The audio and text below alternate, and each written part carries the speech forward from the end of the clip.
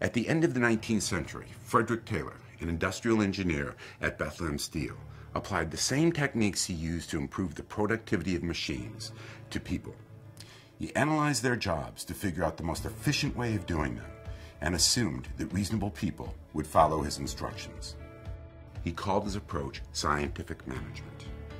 At one point, he famously claimed that he didn't care a whit for the thinking of the working men. Quit stalling, get back to work. But it was their thinking that got him in the end. They unreasonably held back production and their own earnings because they resented being told the way to do their jobs.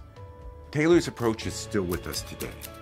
It's behind the way we formulate strategy and design and manage the organizations to implement it.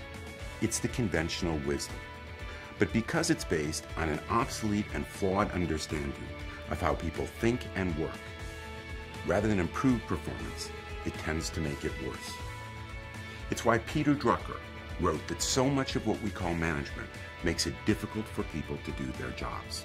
A century later, we turned around the money-losing structural products division of Bethlehem Steel by doing almost exactly the opposite of what Taylor had done. We worked hand in hand with the management team to systematically rethink their business from strategy to execution, reducing expenses by $85 million in the first year alone.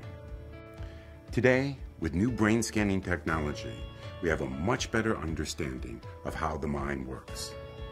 We now know that we all create our own version of the world, that we make our decisions with both reason and emotion, and that traditional thinking by itself isn't sufficient to decide what a business should do and how best to do it.